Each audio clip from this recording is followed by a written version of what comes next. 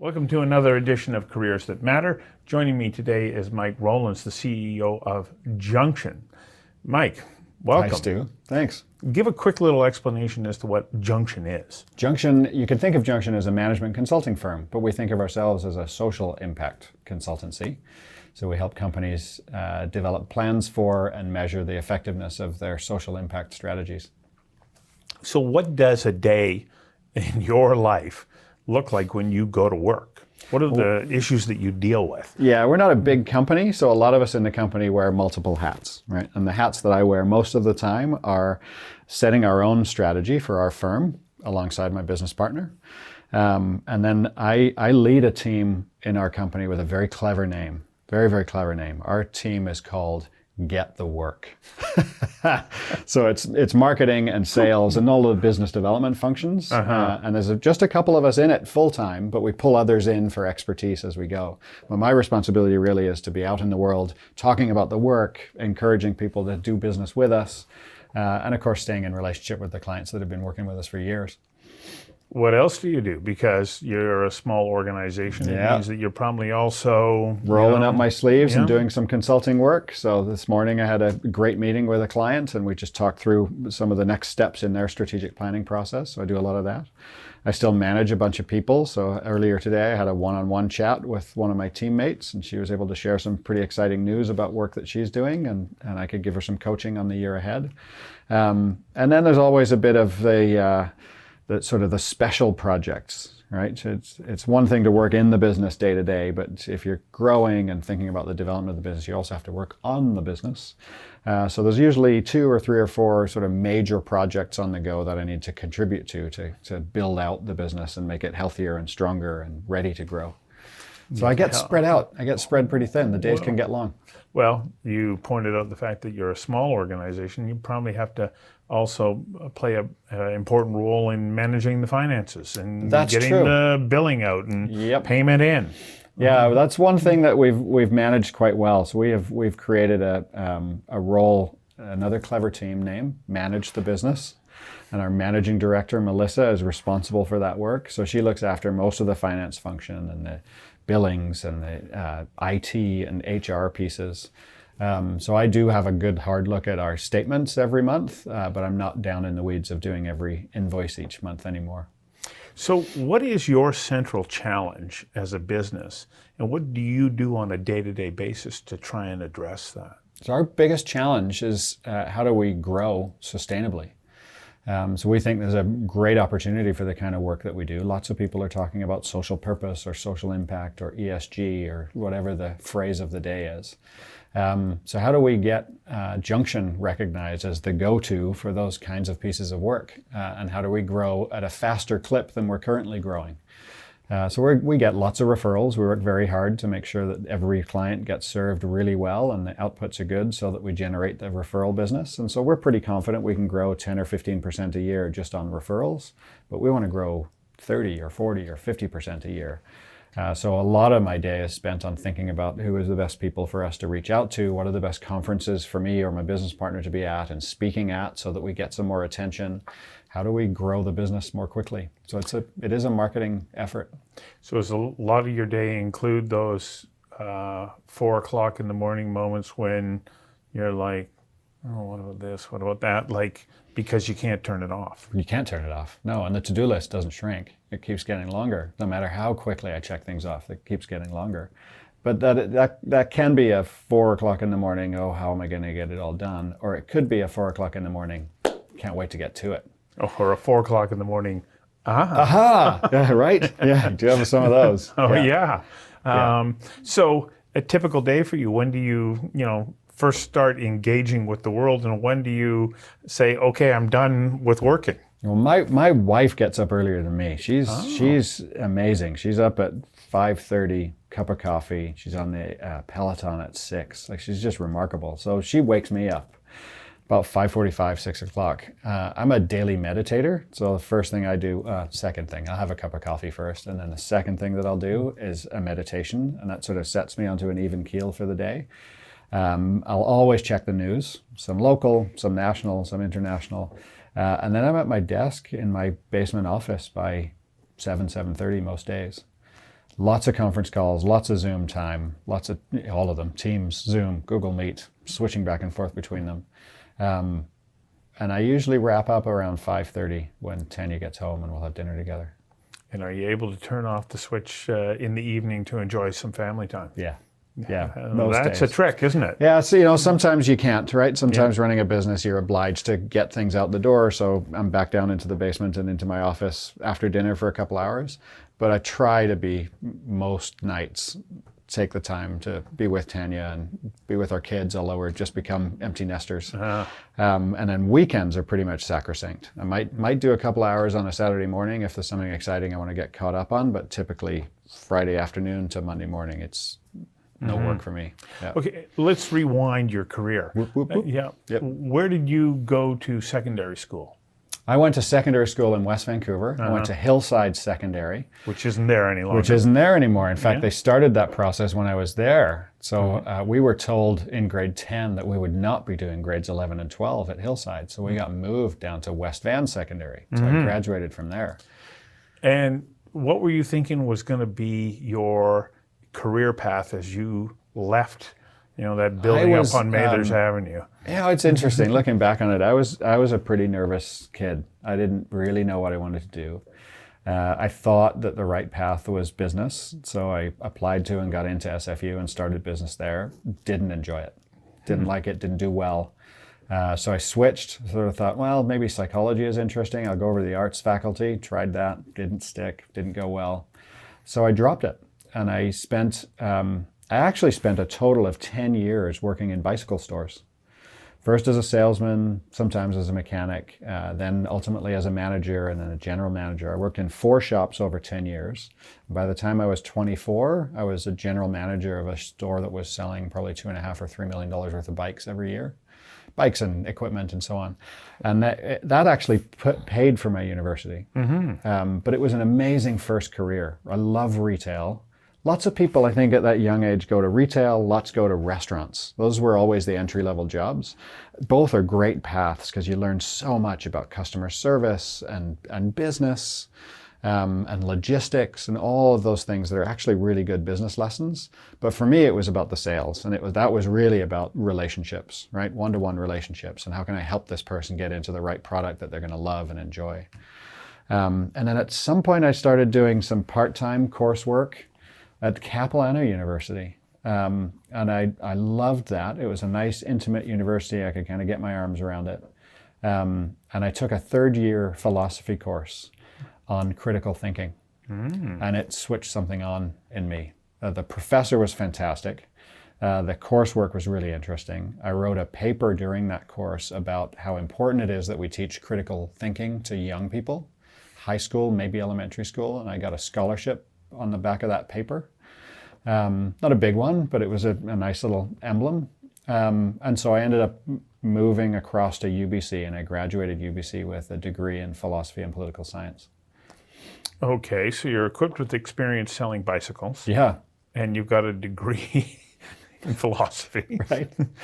Yeah, marvelous. What doors miraculously opened for you with that kind of experience? So when I graduated, there were sort of 2 options, and it was one of those classic fork in the road moments in life, right? I could have gone either way, and I was talking to a friend yesterday about that old film Sliding Doors, which I want to watch again. Right. Do I make the train? Do I not make the train? Well, I thought I was going to go to grad school, and I thought I was going to study international relations, and I thought I was going to go into the Foreign Service. I had eyes on being an ambassador. And at the same time, working in the last bike shop I worked for, we had an advertising agency in that shop.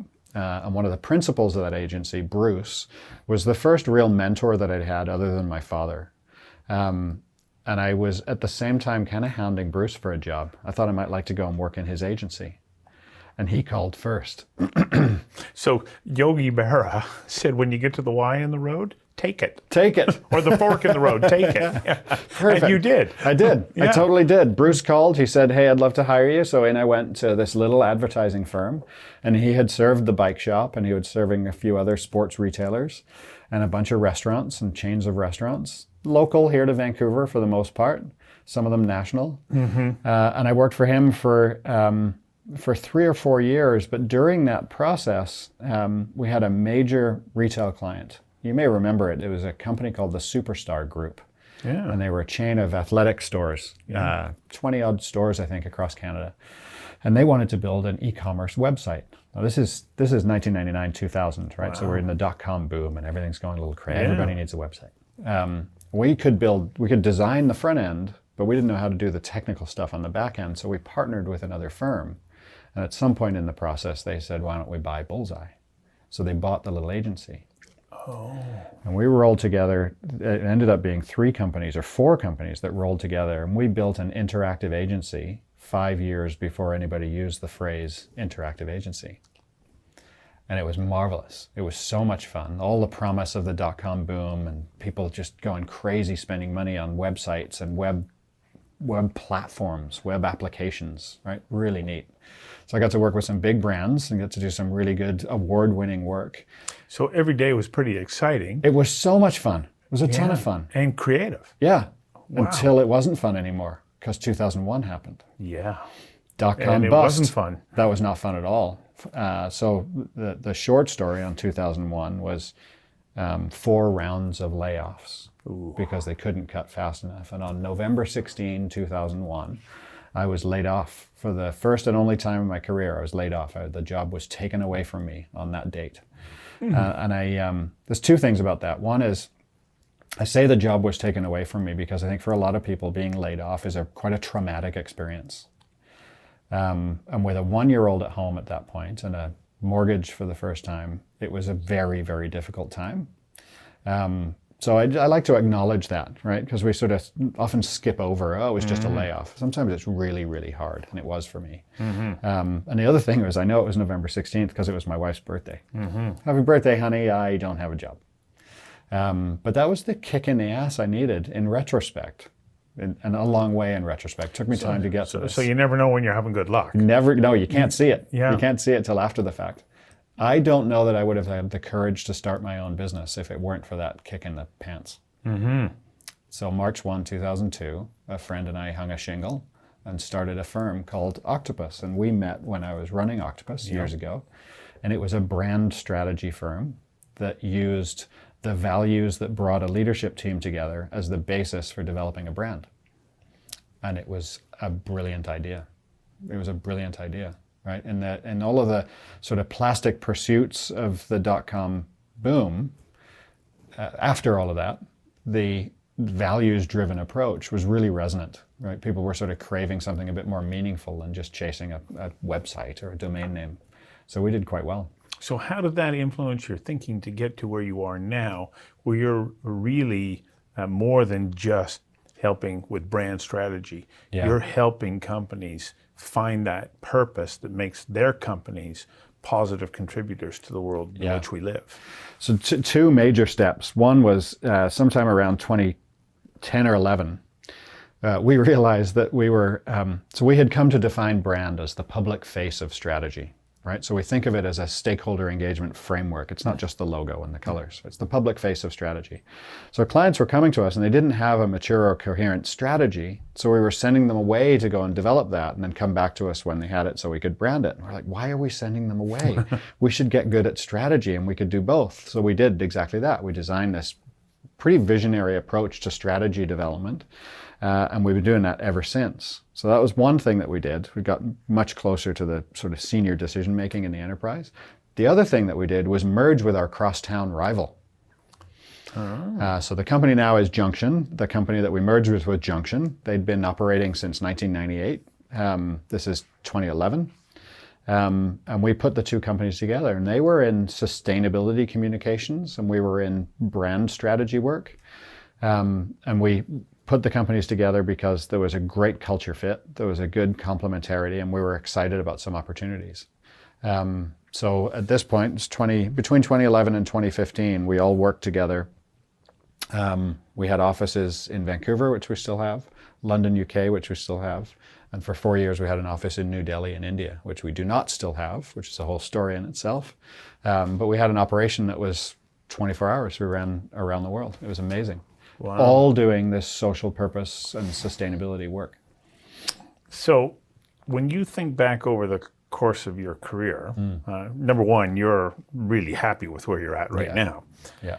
What do you think was the most important internal characteristic that you had that opened you up to the creation of the company that you have and the unique services that you're offering? Yeah. Like, what was it about you that made you right to be able to realize this? Yeah.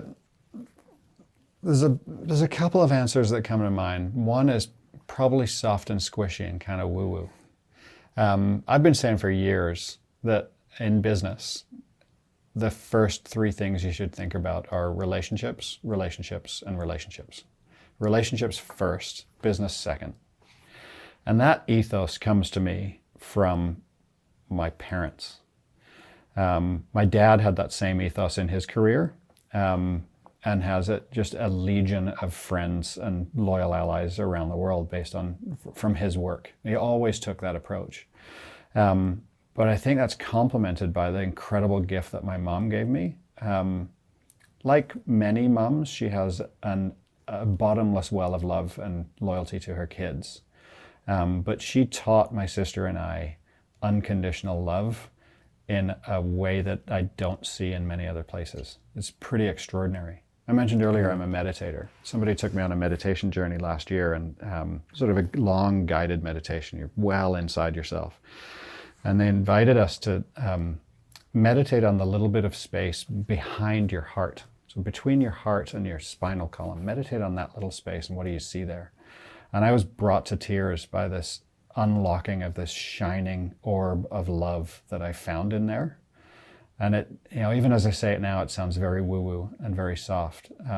But I actually credit that well of love for my ability to build enduring relationships with people, my ability to be incredibly patient with people, my ability to persevere when relationships aren't going well and do my part to bring them back. And all of that adds up to opportunities to be in these really meaningful long-term relationships with clients. So it serves the business. Well, you've done remarkably well, and you serve as an example of success by being a good person. Thank you, Stu. Yeah, I appreciate that very much.